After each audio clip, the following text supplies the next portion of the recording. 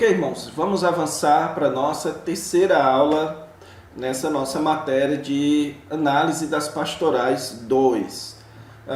Irmãos, na última aula nós começamos a nossa análise da carta de Paulo a Tito. Nós fizemos aquilo que geralmente é necessário que se faça antes de nós analisarmos qualquer livro da Palavra de Deus, que é entender o contexto histórico e literário que existe por trás da escrita daquele livro, antes de nós analisarmos propriamente o texto bíblico, ok? Então, é importantíssimo que você estude a situação ou a ocasião que gerou a escrita das cartas paulinas, visto que, no caráter de cartas, elas foram escritas com base em uma situação específica, em uma ocasião específica. Então, a carta de Paulo a Tito, ele foi escrita na seguinte ocasião. O apóstolo Paulo havia estado com Tito em Creta, trabalhado com Tito naquela região, e então ele decidiu continuar a viagem e deixar Tito em Creta. Nós percebemos, por meio da leitura dessa carta, que aquela igreja, ou aquelas igrejas naquela região, eram então igrejas muito novas, eram igrejas recém-formadas. Por isso o apóstolo Paulo deixou Tito ali para trabalhar naquelas igrejas. Nós vimos então que essa carta ela tem basicamente um caráter duplo. Primeiro, ela tem um caráter profilático, um caráter onde o Tito iria organizar ou trabalhar ou fazer com que a igreja tivesse uma liderança que prevenisse, não só uma liderança, mas fosse uma igreja que prevenisse o engano, certo? A entrada do engano no meio dela, o engano dos falsos mestres. E em segundo lugar, ela tinha um caráter evangelístico. Agora, evangelístico em que sentido? O apóstolo Paulo vai se preocupar muito com o caráter da igreja, com as boas obras, com o testemunho da igreja diante dos de fora, para que a igreja não perdesse a sua atratividade por causa do evangelho. Então nós vamos ver que o apóstolo Paulo vai mostrar que a vida no evangelho se reflete em boas obras, e estas boas obras são vistas pelos demais, e isso atrai pessoas para a igreja. Então nós vimos que, em suma, irmãos, o propósito de Paulo ao escrever essa carta a Tito foi instruí-lo a respeito da organização daquelas igrejas. Essa organização passa por duas partes principais: a organização da liderança e a organização da membresia. A organização de uma liderança qualificada e a organização de uma membresia zelosa de boas obras, uma membresia piedosa que dá bom testemunho aos de fora, ok? Então, basicamente, é isso que você precisa saber para entender bem esta carta paulina. Por fim, eu quero, antes de terminar essa recapitulação, lembrar a vocês que 1º e 2º Timóteo e Tito fazem parte das epístolas pastorais. Portanto, são cartas dirigidas a pastores, para nossa preparação para o ministério pastoral. Então, nós precisamos ler essas cartas e tentar tirar aplicações para a nossa vida prática no ministério pastoral, certo? Mas, obviamente, que isso também se aplica a toda igreja e todo crente de alguma forma, ok? Então é isso, irmãos. Tendo entendido o que nós vimos na aula passada, agora nós vamos entrar na análise do texto propriamente dito dessa carta de Paulo a Tito. Então nós vamos começar agora analisando o capítulo 1. Então vamos lá. Ok, irmãos, então nós vamos agora começar a nossa análise desse texto de Tito, capítulo 1, versículos de 1 a 9. E visto, irmãos, que esse é um texto muito rico de conteúdo, é um texto central, um dos textos mais importantes dessa carta de Paulo, nós vamos analisar essa seção em duas partes, ok? pois ele envolve ali aquela lista de qualificações e, como a gente fez também em 1 Timóteo, é bom que a gente dê um cuidado, uma analisada redobrada nessas sessões que lidam com qualificações. Então nós vamos começar analisando aqui Tito capítulo 1, versículos de 1 a 9, ok? Mas nós não vamos analisar todo esse texto, vamos dividir em 2 aulas a análise deste texto, ok? Então, começando a entender aqui a localização, o esboço dessa parte. Então, lembrando aqui da nossa aula passada, o livro de Tito começa com uma saudação no capítulo 1, versículos de 1 a 4. Depois, nós entramos na segunda sessão, na segunda grande sessão do livro de Tito, que o apóstolo Paulo vai tratar a respeito de instruções para a organização da liderança da igreja. No capítulo 1, dos versículos de 5 a 16, o assunto será a liderança da igreja, ok? O apóstolo Paulo vai dar instruções quanto à organização de uma liderança qualificada e a prevenção contra uma liderança falsa, uma liderança desqualificada. Então, no capítulo 1, versículos de 5 a 9, ele trata a respeito da designação de presbíteros, ok? E, então, dos versículos 10 a 16, do alerta contra falsos mestres. Então, são estes 2 assuntos dentro dessa segunda sessão do livro de Tito, ok? Então, vamos começar a nossa análise pela saudação. A saudação, irmãos, aqui, certo, dessa carta de Paulo a Tito, ela é uma saudação um pouquinho mais completa, um pouquinho mais longa do que Paulo tradicionalmente faz. Geralmente, o apóstolo Paulo, ele simplesmente diz: Paulo, servo de Deus ou apóstolo do Senhor Jesus Cristo, por mandato de Deus Pai, a Timóteo, como foi o caso da primeira carta a Timóteo. Aqui o apóstolo Paulo, ele desenvolve um pouquinho mais da sua saudação. E uma informação importante que você precisa ter é que quando o apóstolo Paulo faz a sua saudação, ele já indica, ou ele já nos dá as pistas do tom da sua carta. Ele já introduz na sua saudação elementos importantes para que você compreenda o restante da carta. Nas epístolas pastorais, o tema da carta de Paulo, o tema das cartas de Paulo, ou estão nas saudações, ou seguem imediatamente a ideia ou o assunto que o apóstolo Paulo acabou de lidar na saudação.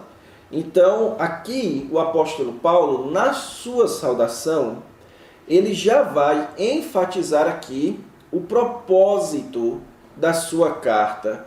Na verdade, enfatizar aqui temas importantes para o propósito da sua carta. Note que ele começa dizendo Paulo, e ele então aponta 2 designações a respeito de si mesmo. Primeiro, que ele é um servo de Deus, e segundo, que ele é o apóstolo de Jesus Cristo. E depois ele diz, para promover a fé que é dos eleitos de Deus e o pleno conhecimento da verdade segundo a piedade. Veja, irmãos, que o apóstolo Paulo, aqui na sua saudação, ele fala de promoção da fé e do conhecimento da verdade e da esperança da vida eterna. Então aqui a saudação, ele contém a mensagem do Evangelho. Então o apóstolo Paulo, ele está preocupado aqui a respeito não apenas da sua posição de servo e apóstolo, como também a respeito da mensagem do Evangelho. Isso nos indica, irmãos, que o assunto da carta de Paulo a Tito diz respeito à compreensão do Evangelho e às implicações práticas disso. Isso concorda com a tese que nós temos defendido, que aquela igreja era uma igreja recém-formada. Então, por isso que o apóstolo Paulo elabora um pouquinho mais quem ele é e elabora também a mensagem do Evangelho. Isso também condiz com a natureza profilática desse livro. Por quê? Porque o apóstolo Paulo vai mostrar aqui a verdade, o Evangelho como a verdade. E então ele vai mostrar também o Evangelho como implicando em piedade. Isso então, irmãos, nos ensina que o apóstolo Paulo quer enfatizar para aquela igreja, certo? Ele quer encorajar, na verdade, aquela igreja na sua nova fé, nessa novidade que eles estão vivendo na fé cristã, a qual é baseada no Evangelho e contém a esperança da vida eterna. Então veja que, assim como 1 Timóteo, essa carta de Paulo ela é centrada no Evangelho.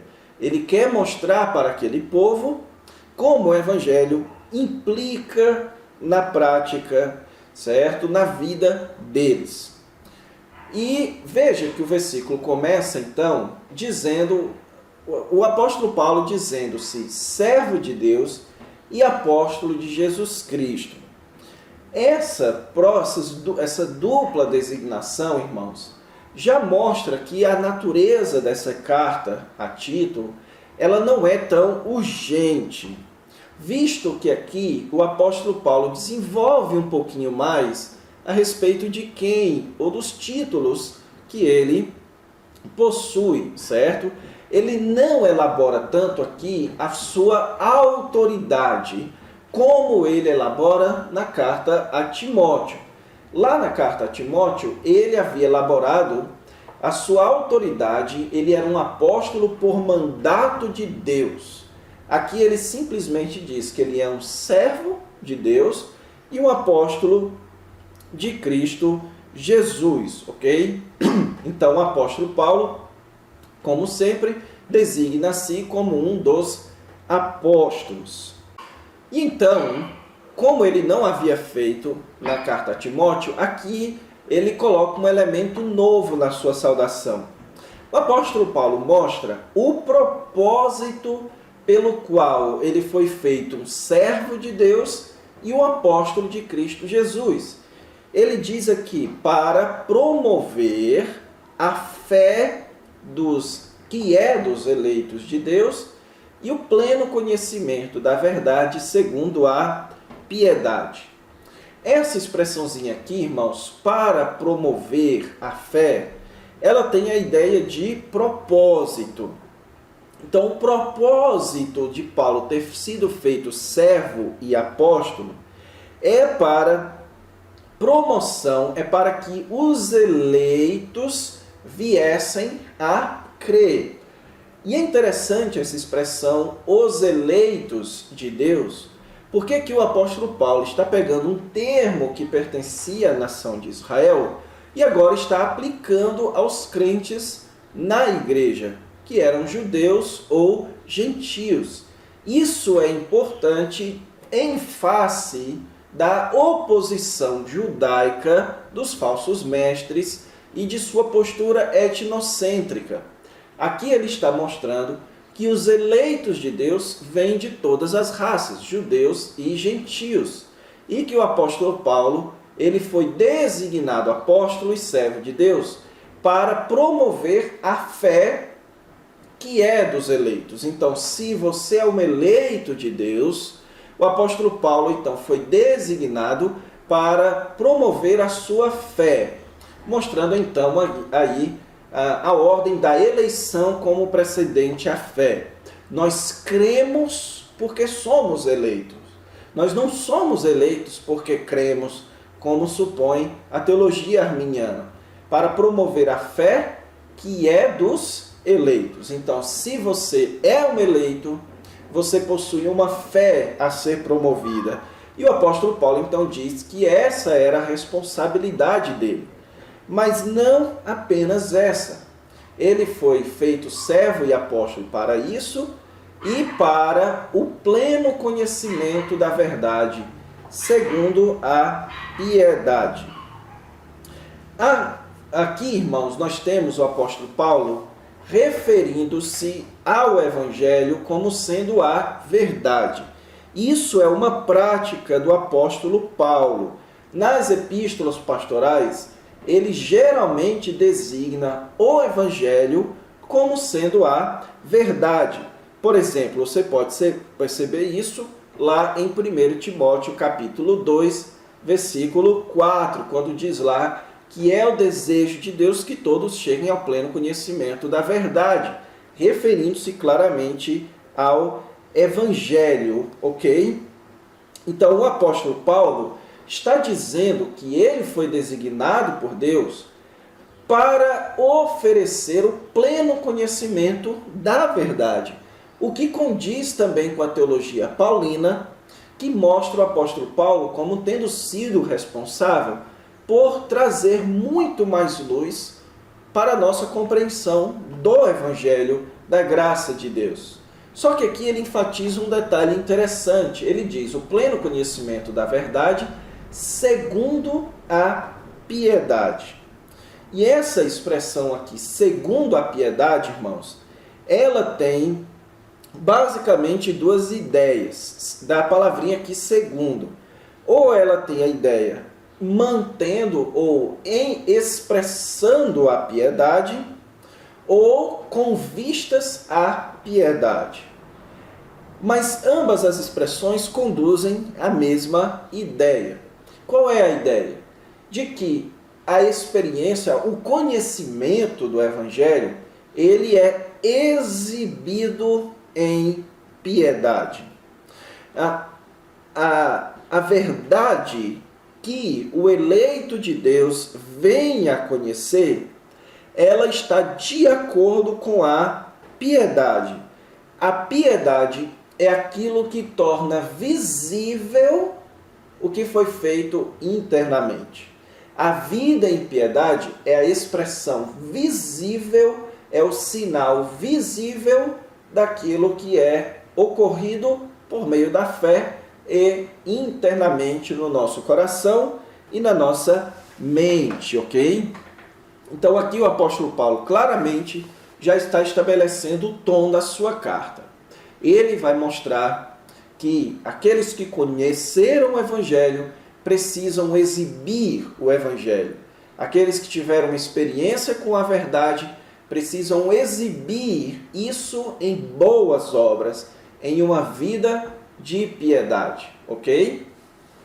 E o apóstolo Paulo também nos diz que ele foi feito servo de Deus e apóstolo de Cristo na esperança da vida eterna, que o Deus que não pode mentir prometeu antes dos tempos eternos.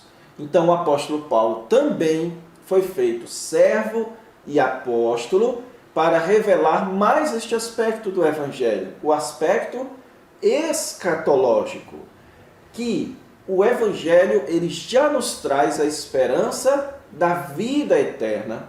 Só que essa vida eterna, muito embora seja futura, ela já foi prometida nos tempos eternos.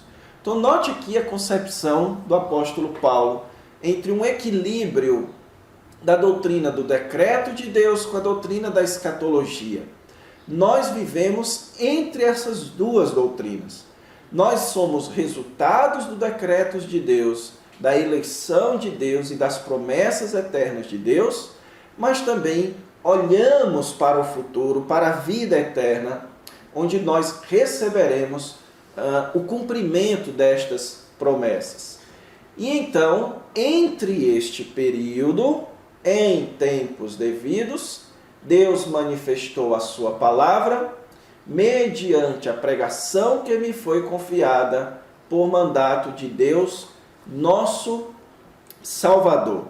E aqui, irmãos, nós temos o apóstolo Paulo repetindo bastante ideias que ele estabeleceu ali no livro de 1 Timóteo.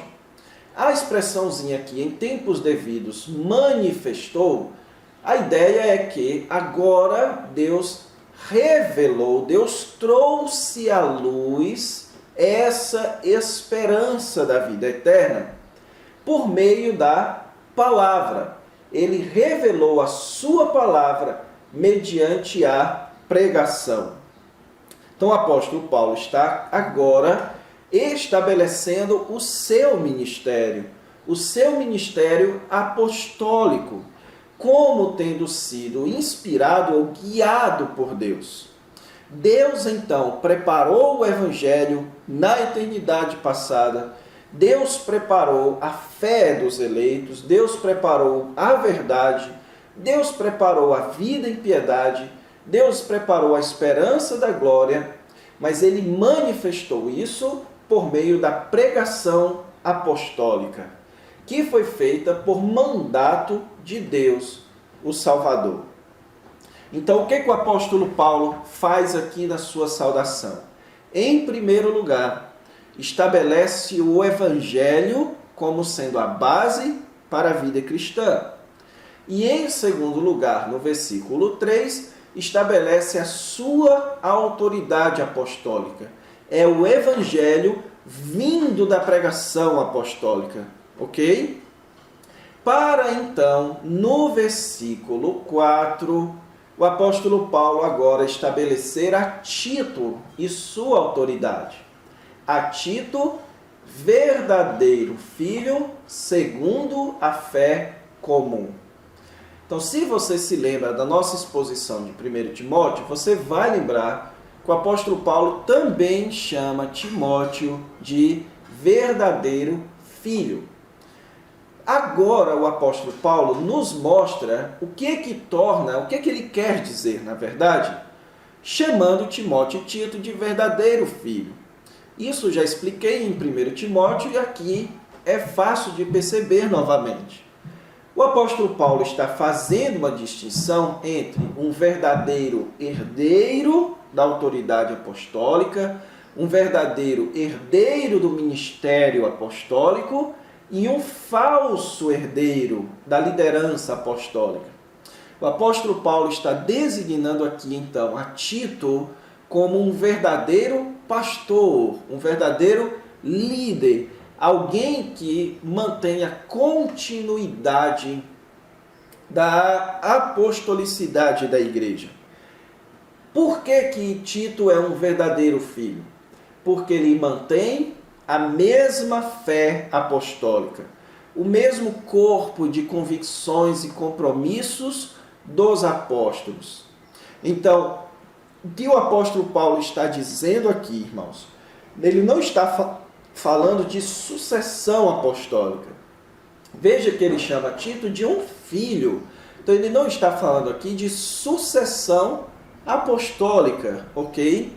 Mas ele está falando aqui de sucessão de autoridade pastoral. Tito, ele mantinha a autoridade ministerial, a autoridade como líder, por manter a mesma fé apostólica de Paulo. Então, o que o apóstolo Paulo está estabelecendo aqui na sua saudação é, em primeiro lugar, o Evangelho como sendo o alicerce da vida cristã e a autoridade apostólica de Paulo sendo transmitida para Tito, ok? Não a autoridade de apóstolo, mas a autoridade de liderar a igreja por causa da fé comum. Isso é o tom da carta. A carta que Paulo vai escrever para Timóteo é o desenvolvimento dessas duas ideias. É Tito recebendo a autoridade de Paulo para estabelecer presbíteros e treinar aquela igreja a viver em piedade, mas ele estabelece a base doutrinária disso, que é o Evangelho. E vocês vão notar que o capítulo 1 vai falar da liderança, o capítulo 2 vai falar das diversas classes na igreja, e o apóstolo Paulo, no próprio capítulo 2, versículo 11, vai estabelecer o alicerce de tudo isso, que é a graça de Deus que se manifestou salvadora a todos os homens, ok? Então, o que o apóstolo Paulo está estabelecendo na sua saudação é o tom da sua carta. E ele então termina a saudação com aquelas expressões básicas que ele sempre diz nas suas saudações. Graça e paz. Lembrando aqui, graça era um termo bastante comum na forma grega e paz, graça era uma saudação comum na língua grega e paz era uma saudação comum na língua judaica. Isso é interessante. E o apóstolo Paulo então junta isso em uma só saudação. Uma saudação que mostra a universalidade da igreja, de judeus e gentios, graça e paz da parte de Deus Pai e de Cristo Jesus, nosso Salvador. Então, avançando aqui, nós vimos então a saudação como essa primeira parte. Agora, irmãos, eu quero só começar a dar uma pincelada aqui nessa segunda sessão, nas instruções para a organização da liderança da igreja, que vai dos versículos 5 a 16 do capítulo 1. Então, esse é o versículo, esse é o texto, na verdade, e eu quero só comentar com vocês aí o versículo 5, ok? Aqui, irmãos, nós temos um texto, mais um texto bíblico, que trará uma lista de qualificações pastorais. Aqui nós temos um texto bastante semelhante com o que ocorre em 1 Timóteo. Porém, aqui, irmãos, você não tem um tom mais personalista, mais pessoal, como existe em 1 Timóteo. Aqui você tem, certo, um tom mais organizado, mais formal, como se o apóstolo Paulo estivesse aqui cuidadosamente prescrevendo uma receita a Tito, ok? Então, aqui você tem, como eu disse a vocês, uma igreja relativamente nova. Então, um possível problema que estaria acontecendo ali era a introdução do erro. Tito, então, precisaria estabelecer uma liderança qualificada. E estes textos, estas qualificações aqui, irmãos, especialmente dos versículos de 6 a 8, elas são muito semelhantes ao texto de 1 Timóteo 3, de 1 a 7. Por exemplo, assim como 1 Timóteo, você tem uma lista de 15 qualificações, certo? Sendo que dessas 15, 5 são idênticas e as restantes são pelo menos correspondentes. Agora, existem algumas diferenças entre essas duas listas. A primeira delas é que aqui no versículo 5, Tito ele é designado para apontar presbíteros. Veja que o versículo 5 diz: bem como em cada cidade constituísses presbíteros. O que mostra, irmãos, aqui é que a posição de Tito na fundação daquela igreja, ele deveria constituir presbítero. Mas nós não sabemos qual era o método. Na verdade, aqui não é deixado claro como é que Tito constituiria presbíteros. Para isso, nós deveríamos ir para o texto de Atos, onde lá nos é informado como é que Paulo constituía presbíteros na igreja. Era por meio de votação, de eleição, levantando as mãos. Então, você precisa entender que aqui Tito deveria constituir presbíteros, ao contrário, certo, de 1 Timóteo, que já havia presbíteros, e Timóteo então deveria filtrá-los, ok? Outra diferença é que a lista agora de Tito, ela é bem detalhada a respeito de tarefas do pastor. É dito aqui que o pastor ele tem que ser apegado à palavra, de modo que ele possa exortar pelo reto ensino e convencer os que a contradizem. Então o apóstolo Paulo aqui, ele dá muito mais cuidado, muito mais atenção à tarefa, certo? Ao dever do pastor de ensinar a palavra de Deus. Porém, a terceira e mais interessante diferença, irmãos, é que essa lista ela é mais organizada do que a de 1 Timóteo. A lista de 1 Timóteo, você não tem como estabelecer um padrão de divisão ali daquela lista. Ela simplesmente contém uma série de qualificações que não são necessariamente colocadas em ordem ou em tipos de qualificações. Diferentemente desta lista aqui. Nessa lista de 1 Timóteo, ou na verdade de Tito, o apóstolo Paulo ele faz um arranjo muito claro. Em primeiro lugar, no versículo 6, ele fala a respeito da família do pastor.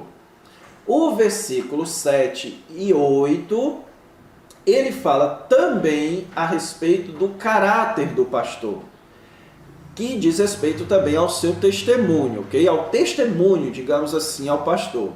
E o versículo 9 diz respeito à tarefa principal do pastor, ok? O que nos leva a entender que esta foi uma lista mais estudada, essa foi uma lista mais cuidadosamente elaborada, mostrando então, comprovando então a nossa tese de que Tito não foi escrito de maneira urgente, de maneira rápida, certo? E ele serve como um manual básico de organização da igreja local. Então, irmãos, o versículo 5 nós já entendemos este versículo na nossa introdução, certo? Nós vemos aqui que ele é a base de todo o livro, mas que agora o apóstolo Paulo vai começar prescrevendo a constituição de presbíteros. Então nós vamos dar uma paradinha por aqui. Na próxima aula, então, nós vamos analisar essa lista dos versículos 6 até o versículo 9, essa lista de qualificações do ministério pastoral. Então, espero vocês na próxima aula. Deus vos abençoe.